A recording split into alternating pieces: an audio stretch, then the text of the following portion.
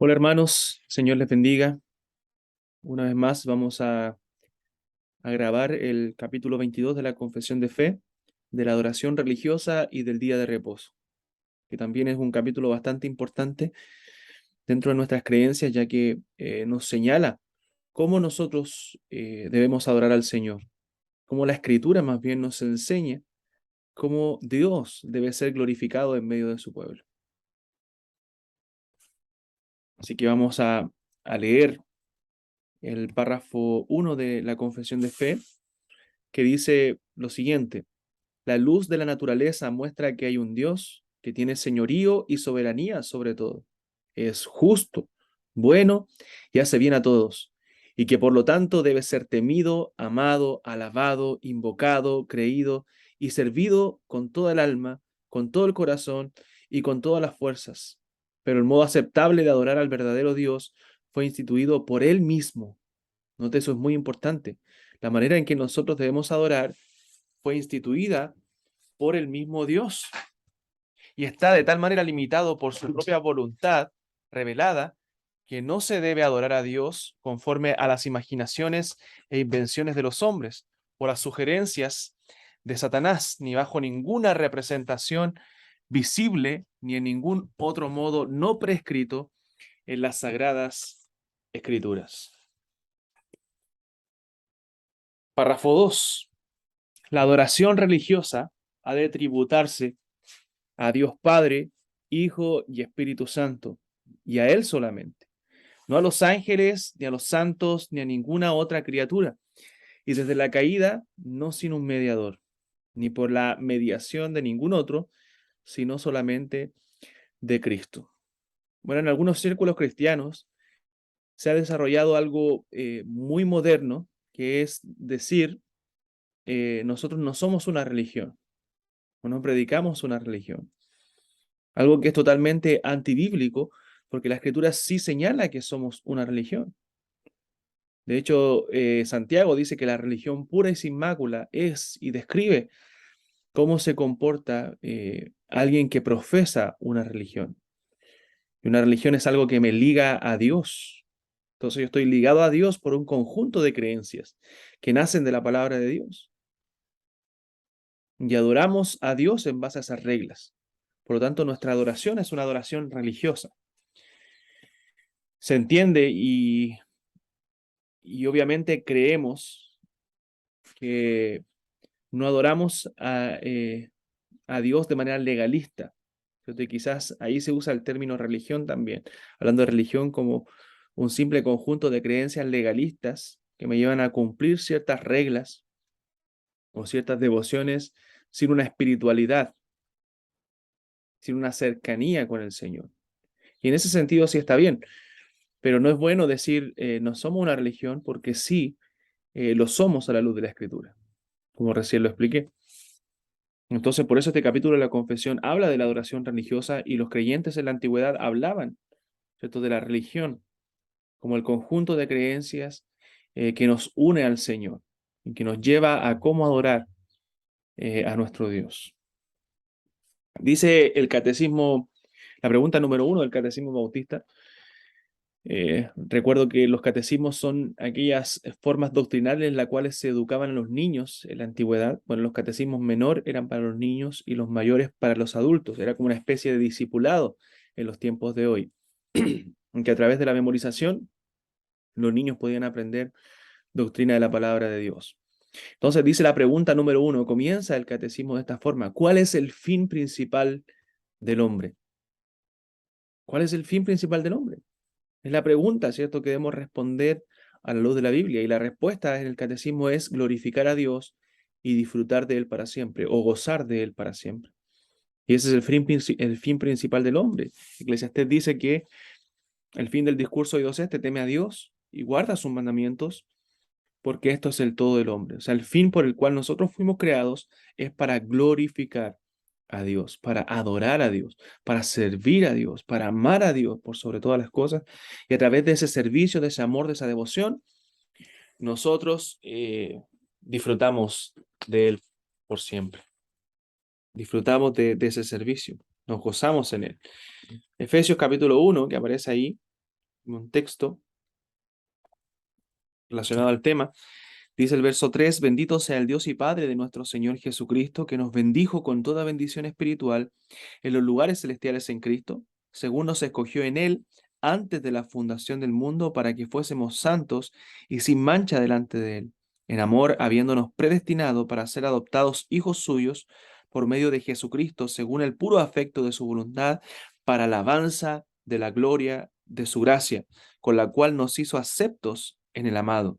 Verso 11 y 12 dice: en él asimismo tuvimos herencia, habiendo sido predestinados conforme al propósito del que hace todas las cosas, según el designio de su voluntad, a fin de que seamos para la alabanza de su gloria, nosotros los que primeramente esperábamos en Cristo. Entonces Dios nos escogió para su gloria. El creyente debe vivir para la gloria de Dios y todo lo que hagamos debe ser para su gloria. El fin, el propósito de por qué Dios nos hizo es para que sus hijos, su pueblo, le adoren por siempre. Si vemos en los textos que aparecen ahí en Éxodo, cuando Israel salió de Egipto, cuando Dios los sacó con mano poderosa para que le adoren, para que le sirvan, en cada texto, cuando Moisés se presenta durante las plagas a Faraón, le dice de parte de Dios: deja ir a mi pueblo para que me sirva, deja ir a mi pueblo para que me adore. Dios quiere que su pueblo le adore. Dios quiere que su pueblo le sirva. Por tiempo no lo vamos a leer, pero usted puede leer ahí Éxodo capítulo 3, capítulo 8, capítulo 9, capítulo 10, donde aparece esta frase que estoy recitando, donde Moisés le dice a Faraón: dejaré mi pueblo para que me sirva. Dios quiere que su pueblo le sirva, Dios quiere que su pueblo le adore. Pero también hay normas, las cuales Dios ha establecido en su palabra para que su pueblo le adore. Hay una forma más bien que Dios ha establecido para que su pueblo en conjunto le adore y le sirva. John Piper, hablando de la adoración, él dice: las misiones, no es el tema de las misiones hoy día, pero relacionado al tema de la adoración, él dice: las misiones no son la prioridad superior de la iglesia, es la adoración. La prioridad superior de la iglesia es la adoración a Dios. Las misiones existen porque la adoración existe. La adoración, no las misiones, son el objetivo final, porque el objetivo final es Dios y no el hombre. Las misiones son una necesidad temporal, pero la adoración permanece para siempre. O sea, nosotros hacemos misiones que benefician a los hombres, traen a los pies de Cristo a los hombres, pero el fin final de la iglesia no es simplemente las misiones, aunque la gran comisión es una orden dada a la iglesia, sino a través de todo lo que hagamos, aún las misiones, aún predicar la palabra, el fin principal es la adoración a Dios, porque eso es algo que haremos eternamente. Las misiones son temporales, dice Piper, son en este mundo. En el cielo no haremos misiones porque todos serán creyentes, pero sí en el cielo seguiremos adorando a Dios. Entonces el fin del hombre es la gloria de Dios. Las misiones tienen como propósito ir en búsqueda de los verdaderos adoradores. Entonces, ¿por qué Dios te salva? Para que tú le sirvas, para la alabanza de la gloria de su gracia. Dice Romanos capítulo 11, porque de Él, por Él y para Él son todas las cosas. A Él sea la gloria por los siglos de los siglos. Amén. Entonces la adoración es un deber del cristiano. Nos ha rescatado, nos ha salvado, nos ha dado la vida eterna, y como sus hijos, nosotros debemos darle la gloria por ello. Lo dice Jeremías capítulo 10. También leeremos Apocalipsis capítulo 4, verso 11, donde dice acerca de la adoración celestial: Señor, digno eres de recibir la gloria y la honra y el poder, porque tú creaste todas las cosas y por tu voluntad existen y fueron creadas. En el capítulo 5, verso 8 y 9 de Apocalipsis dice: y cuando hubo tomado el libro, los 4 seres vivientes y los 24 ancianos se postraron delante del Cordero. Todos tenían arpas y copas de oro llenas de incienso, que son las oraciones de los santos, y cantaban un cántico nuevo diciendo: digno eres de tomar el libro y de abrir sus sellos, porque tú fuiste inmolado y con tu sangre nos has redimido para Dios de todo linaje y lengua y pueblo y nación. O sea, el Señor recibirá en el cielo toda la gloria, toda la honra de todos los seres creados y de su pueblo ahí en el cielo. Entonces, ¿qué es la adoración? ¿Qué significa que nosotros adoramos a Dios? La adoración es rendir honor, tributo, respeto, alabanza, temor, gloria a un ser supremo, a un ser superior, que es Dios. Viene de un término griego proskuneo, que significa adorar o besar la mano. Literalmente se usa cuando un perro lame la mano de su amo, de su señor. O sea, nosotros adoramos, besamos la mano de nuestro Señor, caemos de rodillas delante de Él. Es un acto de humillación.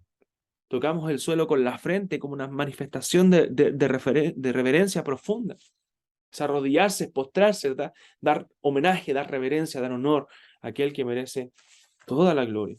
Es un acto importante del corazón. El creyente debe ser un adorador porque Dios quiere adoradores que le adoren en espíritu y en verdad. Entonces la adoración es parte importante. Por eso que es tan importante en la vida personal, en la devoción personal a diario, pero también en la adoración congregacional.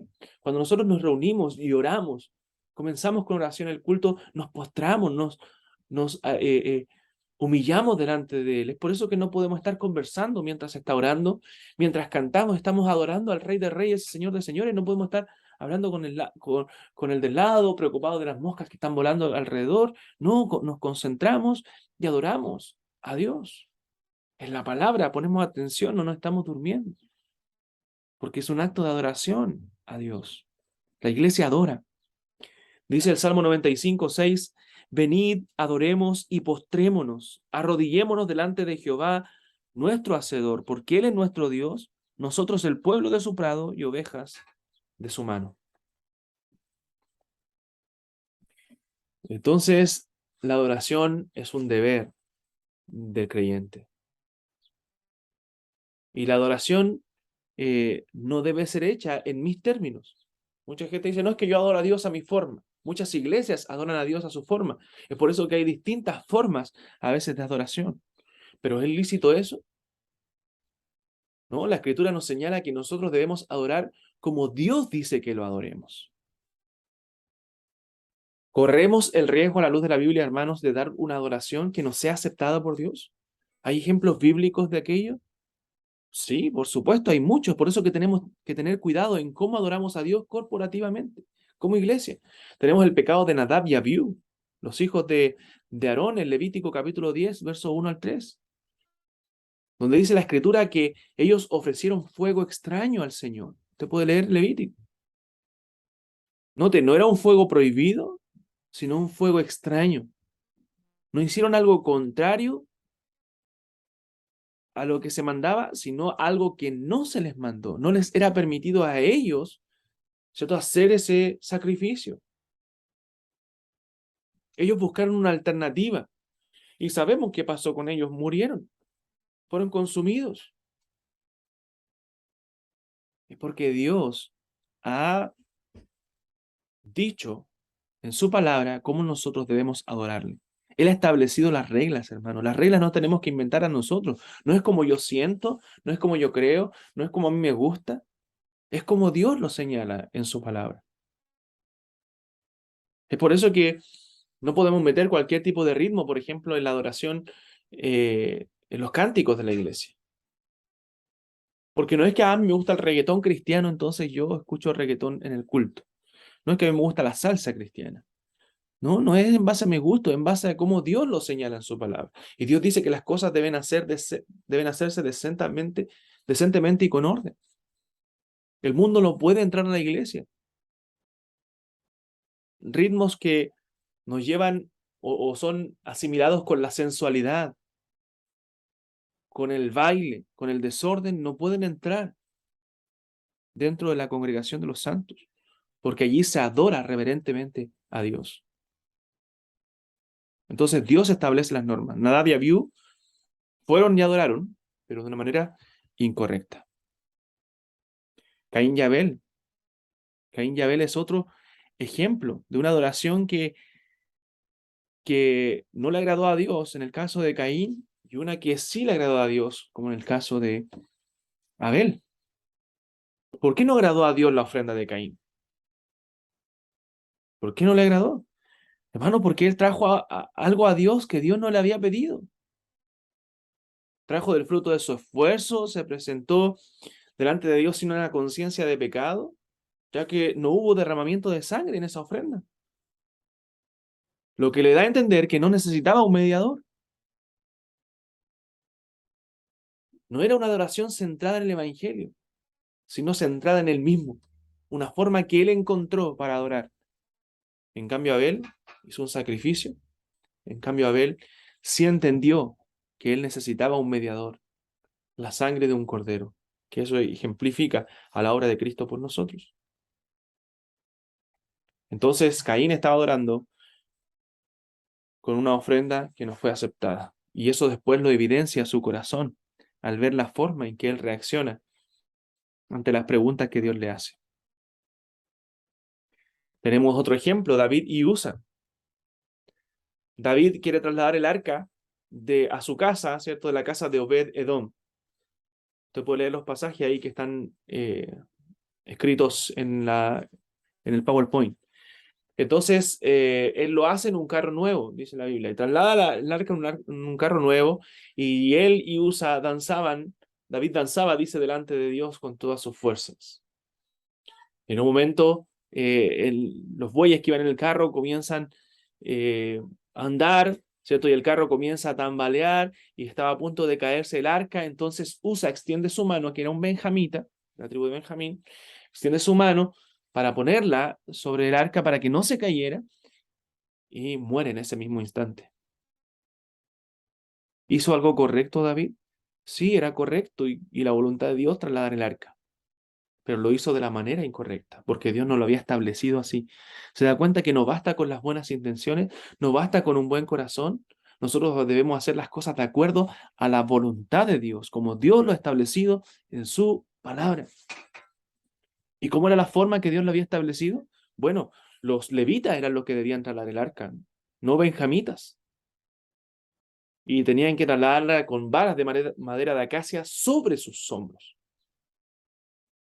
Porque la adoración debe ser a la manera de Dios. Entonces David rectifica su error y traslada nuevamente el arca, pero ahora lo hace de la manera correcta. Y se goza porque ahora dice, lo hicimos según su ordenanza, dice Samuel, según la ordenanza de Dios.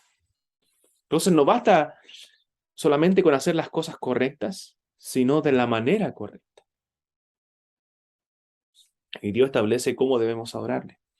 Entonces la adoración debe ser a la manera de Dios. Por ejemplo, en Éxodo capítulo 3, Dios le dice que sobre este monte me han de adorar.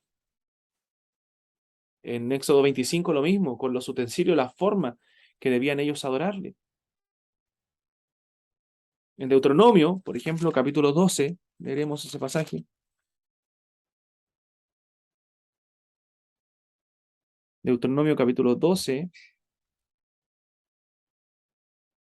verso 13 y 14 dice, cuídate de no ofrecer tus holocaustos en cualquier lugar que vieres, sino que en el lugar que Jehová escogiere, una de tus tribus, allí ofrecerás tus holocaustos, y allí harás todo lo que yo te mando. Verso 32.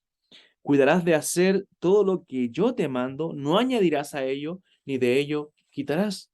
Es por eso que debemos tener mucho temor cuando se implementan cosas nuevas, novedosas dentro del culto de adoración a Dios.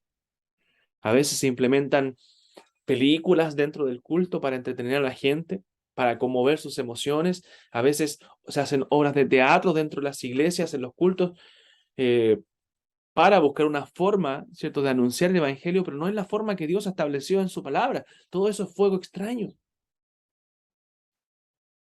Se hacen manifestaciones dentro de los cultos que no son de Dios, que no son mandadas por Dios en su palabra. Se centra el culto simplemente en una música, se centra el culto en manifestaciones, en sanaciones, cuando no es lo que Dios ha mandado en su palabra. Y vamos a ver qué es lo que Dios ha establecido en su palabra, de cómo debemos adorar en el culto público, qué es lo que Dios ha mandado. ¿Dónde dice Dios cómo debemos adorar? Y eso es en las Sagradas Escrituras.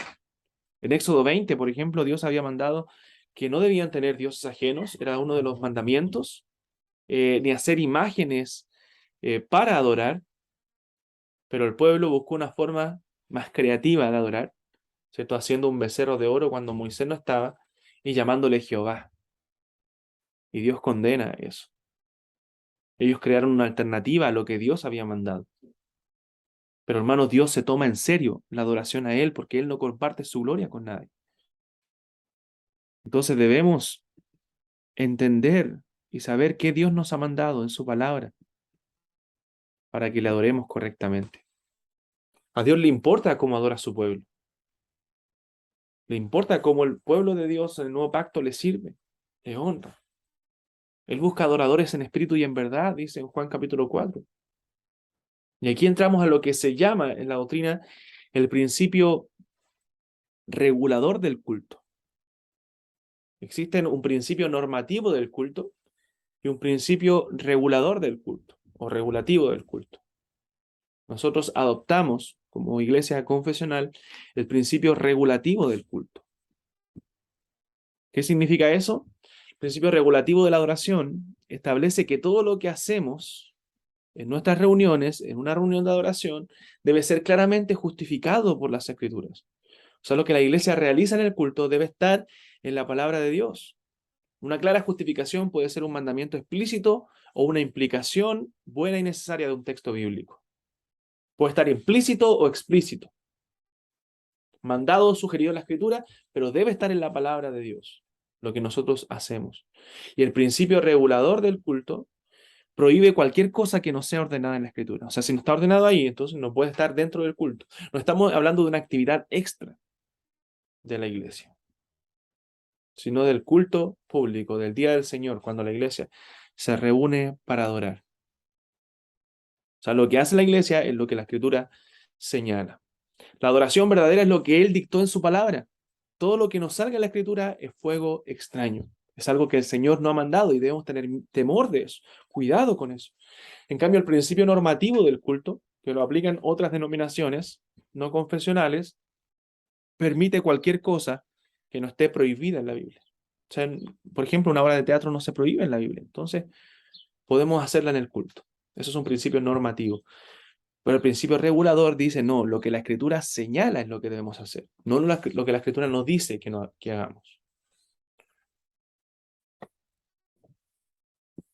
Entonces, eso es lo que practicamos nosotros como iglesia. 4 principios que justifican el principio regulador de la adoración. Número 1, es voluntad de Dios determinar las condiciones. O sea, Dios determina las condiciones en cómo se relaciona con nosotros y en cómo nosotros le adoramos.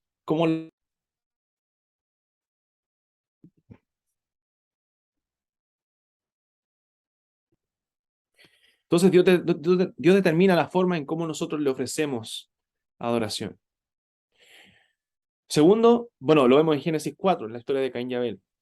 Segundo, la introducción de prácticas extrabíblicas tiende a socavar la adoración establecida por Dios.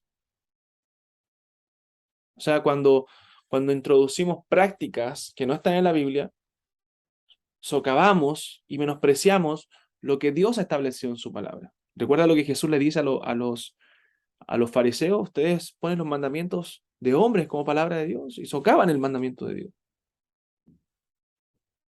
Ponen las tradiciones de los hombres. Entonces, dentro de la iglesia evangélica hoy día hay muchos tradicionalismos, muchas tradiciones que están impuestas, ¿cierto? Que no son palabra de Dios. En ese momento también, cuando introducimos cosas nuevas, la sabiduría de Cristo y la suficiencia de la Escritura son cuestionadas. O sea, necesitamos algo fuera de la Biblia entonces para adorar a Dios. Y la Biblia condena explícitamente toda adoración que no es mandada por Dios. Todo eso justifica el principio regulativo de la oración, que solo lo que la Escritura señala, eso es lo que debemos hacer. Bueno, ¿a quién debemos adorar? La Escritura nos señala que adoramos a un Dios que es trino, a un Dios que es Padre, a un Dios que es Hijo y a un Dios que es Espíritu Santo. ¿Cuál es el medio de la adoración? El mediador, bueno, es Cristo.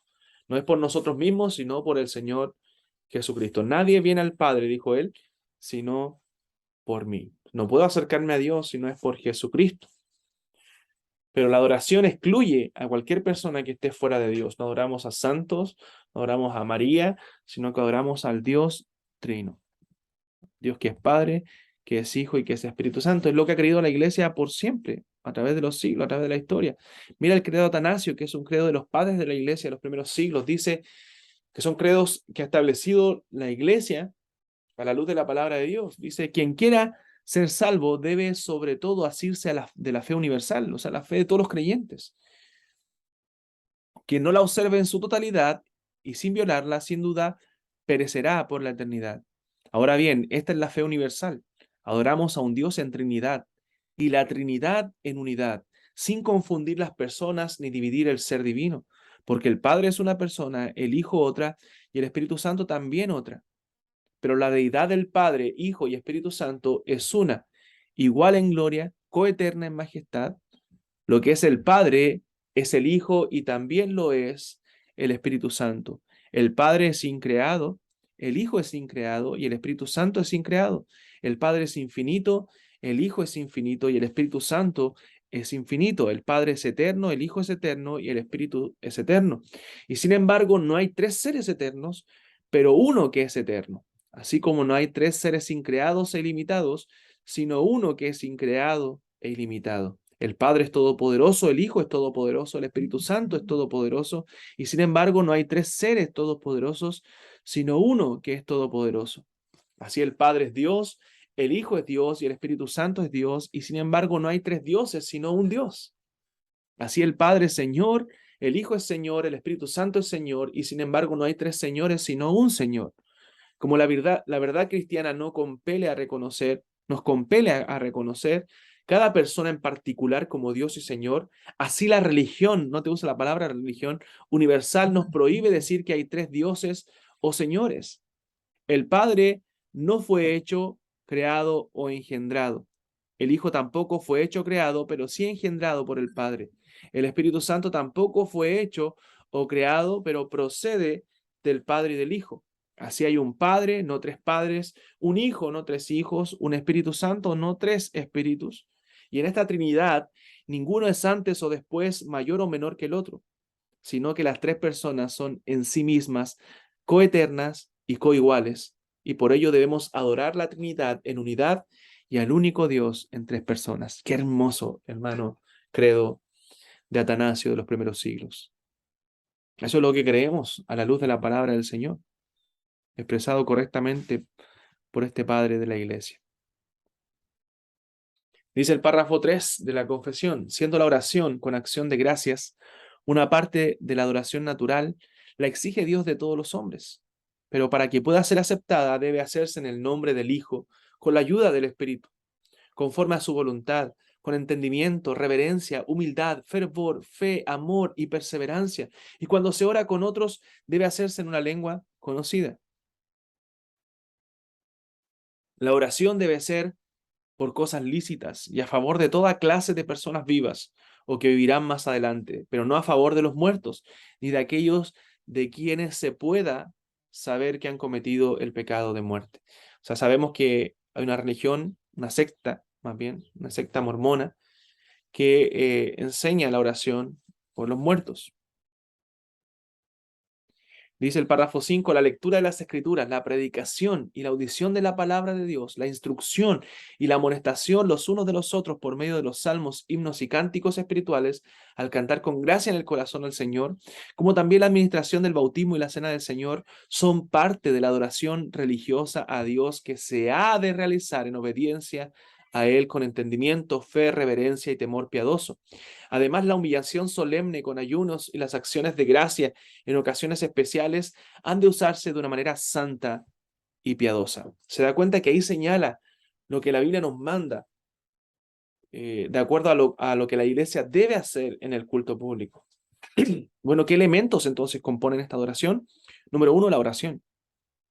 La oración es importante dentro del culto público, es importante dentro de la adoración del creyente. Más que importante, es vital para nuestra vida. Cuando llegamos al momento de oración en un culto, cuando oramos personalmente, familiarmente, estamos adorando a Dios. Estamos en la presencia del Santo, del Rey de Reyes y Señor de Señores. Hermanos, es vital la oración para el cristiano. No es una sugerencia, es una exigencia, es un mandato. Es una necesidad para nosotros estar orando constantemente. El orar sin cesar. Uno de los tiempos de mayor adoración a Dios se refleja en mis tiempos a solas con Dios. O sea, cuánto yo oro en mi vida personal es cuánto yo dependo de Dios, es cuánto yo adoro a Dios. Usted puede decir con muchas palabras y hablar con mucha elocuencia y decir, no, yo soy un adorador de Dios, soy un siervo de Dios, soy un ministro de Dios, pero si no paso tiempo con Dios, entonces estoy siendo un hipócrita, estoy mintiendo. Y esta debe ser bien canalizada. ¿Cómo oramos? Bueno, el Señor Jesús nos enseñó a orar. Oramos al Padre en el nombre del Hijo, movidos por el Espíritu Santo. Como decía la confesión de fe, con la ayuda del Espíritu Santo, a través del Espíritu Santo. El orden de la oración tampoco es libre, ya que es según el orden de los roles de la redención, de los roles de la redención, de los roles de la Trinidad. No podemos orar al Espíritu Santo y crucificar al Padre. Las palabras son libres, pero conforme a la voluntad de Dios. Oramos al Padre en el nombre del Hijo, porque Él murió por nosotros y a través de la ayuda del Espíritu Santo. Debemos orar con entendimiento, con fervor, con amor, con fe, con reverencia, con perseverancia, dice la confesión, y la Escritura lo señala. Debe ser por cosas lícitas, no por los muertos. Debe ser de acuerdo a la voluntad de Dios. Y hermanos, cuando la iglesia ora, Dios obra, porque la oración eficaz del justo puede mucho. Primera Timoteo lo dice. Quiero que se hagan, exhorto ante todo a que se hagan rogativas, peticiones, acciones de gracias por todos los hombres. Dios quiere que la iglesia ore. La lectura de las Escrituras es algo elemental. Ocúpate de la lectura, la exhortación y la enseñanza, le dice Pablo a Timoteo en el culto público. La lectura de las Escrituras debe ser parte de la adoración al Señor congregacional. La predicación de la palabra, la explicación de la Escritura, al ponerla en sentido para que la gente entienda la lectura, debe ser parte de la adoración. El oír las Escrituras. Lo que hacen los hermanos, el oír con entendimiento, el oír con un oído presto la palabra de Dios, es parte de la adoración que rendimos a Dios. Cuando no queremos escuchar la palabra, no estamos adorando. ¿Qué le dice Pablo? ¿Qué dice Pablo de la iglesia primitiva? Y perseveraban en la doctrina de los apóstoles, en la comunión unos con otros, en el partimiento del pan y en las oraciones. Perseveraban en esas cosas importantes. Note, la oración, la doctrina, la predicación, la comunión unos con otros, el partimiento del pan, que son las ordenanzas, la cena del Señor y las oraciones, son parte de lo que la iglesia debe perseverar, no en otras cosas. Hoy día vemos iglesias preocupadas de todo, menos de eso, lo más importante, cantar las escrituras. Las escrituras se oyen, se leen, se predican y se cantan en el culto público y se meditan. La palabra de Cristo, dice Pablo a los colosenses, mora en abundancia en vosotros, enseñándoos y exhortándoos unos a otros en toda sabiduría y cantando con gracia en vuestros corazones al Señor, salmos e himnos y cánticos espirituales. Cantamos la Biblia, es por eso que los cantos deben ser examinados a la luz de las Escrituras. Lo que la iglesia está cantando debe ser lo que aparece en la Biblia. Debe ser como una predicación para nosotros.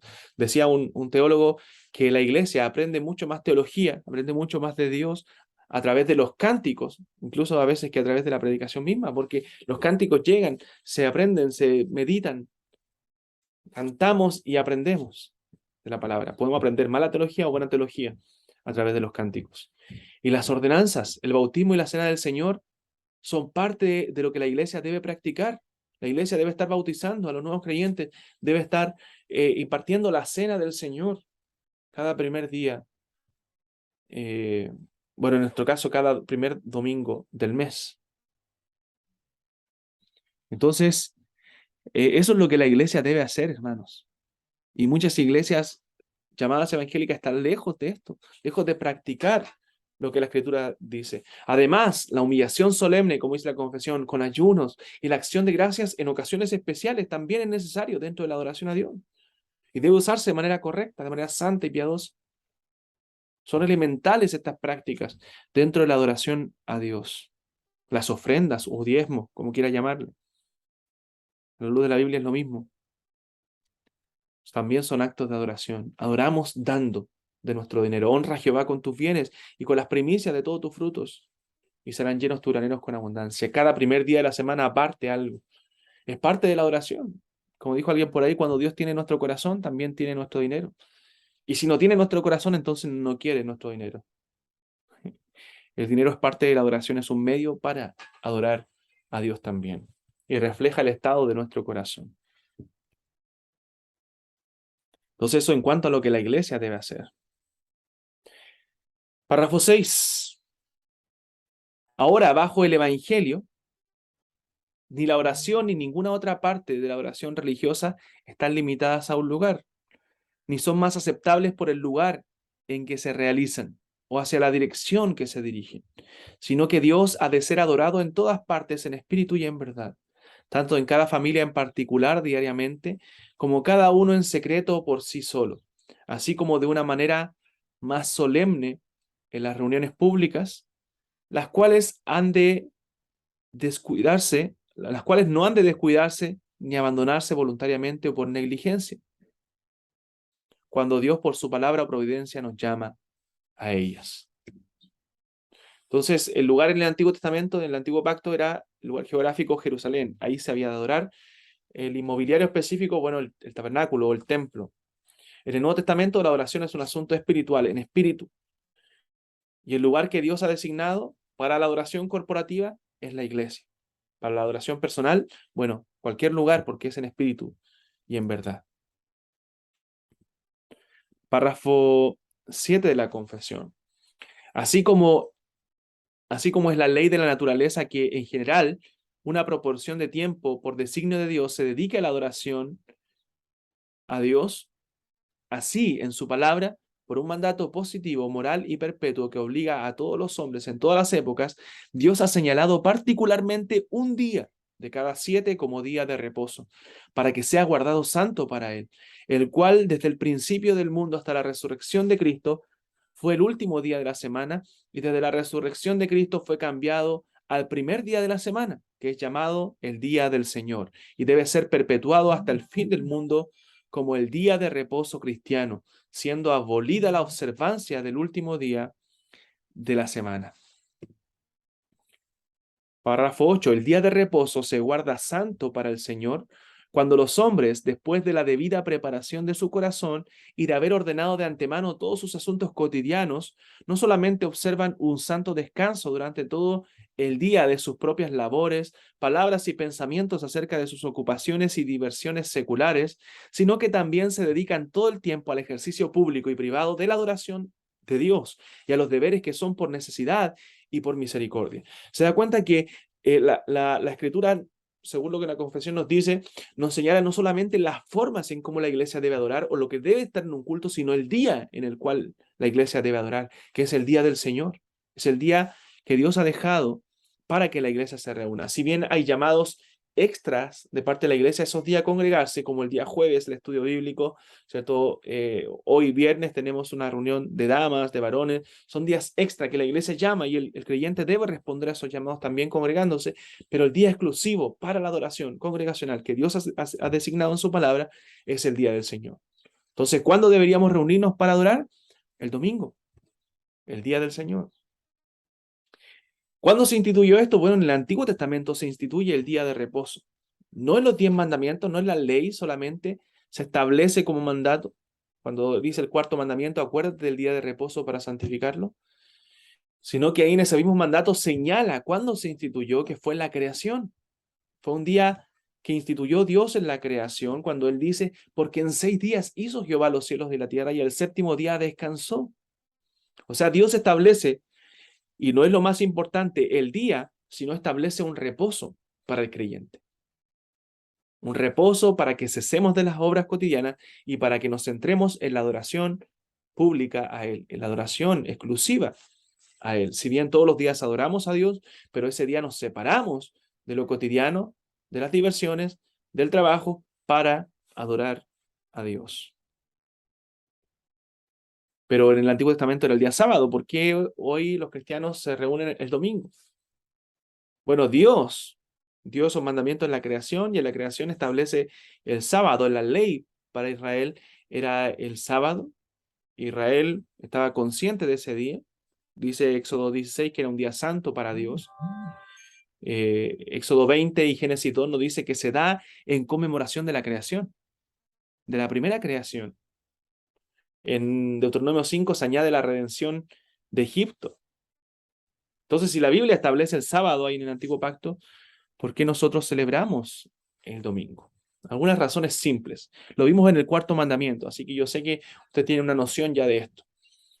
Primero, el mandato moral no era el día, sino el principio de adoración. Recuerde que las leyes morales permanecen porque es lo que a Dios le agrada y le desagrada. Si bien las leyes civiles y ceremoniales se acaban porque las ceremoniales fueron cumplidas en Cristo, las leyes civiles se acaban con el Estado de Israel, ¿cierto? Las morales permanecen porque son dadas a la creación y son establecidas de acuerdo a lo que Dios considera que es bueno o es malo.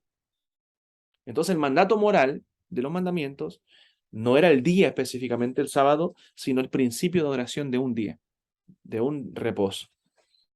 El sábado, en el antiguo pacto, era una señal justamente del antiguo pacto, como celebración de la primera creación, conmemoración de todo lo que Dios había hecho.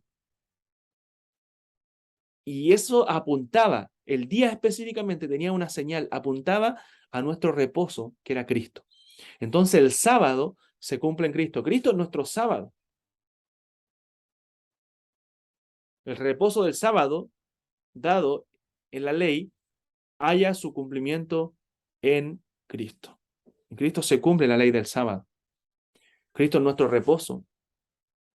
Cumple la ley, cumple el sábado, pero establece o confirma ahora el día en el cual sigue la ley moral del reposo, pero Él establece ahora el nuevo día en que debe ser adorado.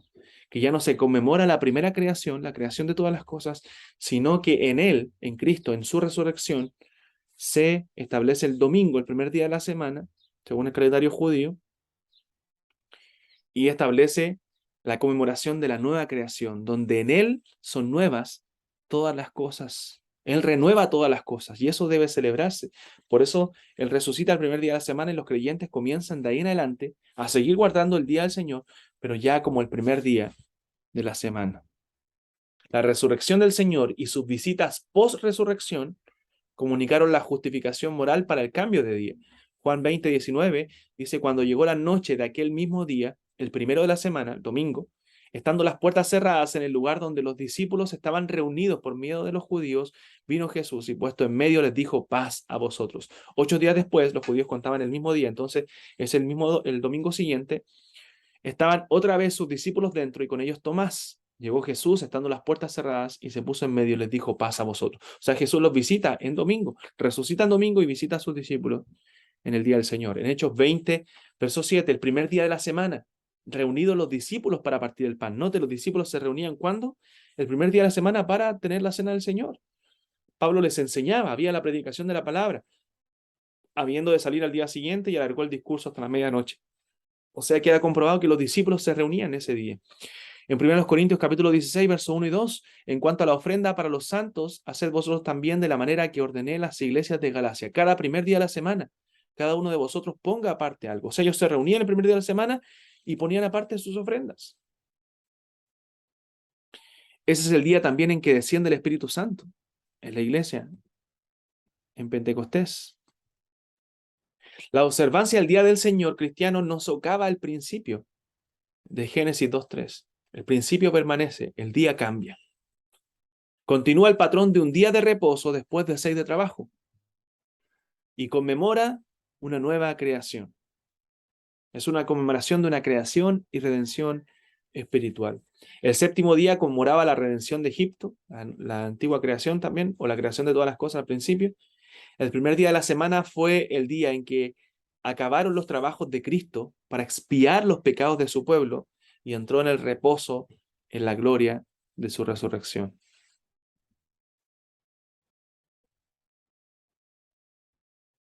Entonces debemos preparar, ese día es un día santo para el Señor y debemos preparar nuestro corazón para recibir la palabra, dejar los quehaceres cotidianos para dedicarnos a la adoración pública y privada de Dios y hacer las cosas que Dios nos ordena en su palabra que ya vimos. No es para los deleites personales, debemos recordar que es para el Señor ese día. No debemos planificar otras cosas que podemos hacer otros días, que no van de acuerdo con la adoración pública y privada para el Señor. Dice Éxodo 20, acuérdate del día de reposo para santificarlo. Debe ser un día santificado y ese principio permanece. Apocalipsis 1:10 dice, yo estaba en el Espíritu en el día del Señor y oí detrás de mí una gran voz como de trompeta. O sea, en Apocalipsis se establece ese día como el día del Señor, el día que la iglesia se reúne. Hermanos, que el Señor nos ayude a ser verdaderos adoradores de Él, que podamos adorarle siempre en el día correcto, separando su día para santificarlo y de la forma correcta sin ofrecer fuego extraño. Es importante este capítulo de la confesión que nos señala principios bíblicos, de acuerdo también al principio regulador, que lo que debemos hacer para la adoración es lo que la Biblia nos manda hacer. Que podamos adorarle en espíritu y en verdad, con temor, con reverencia y como su palabra nos manda y enseña. Señor les bendiga, amados hermanos.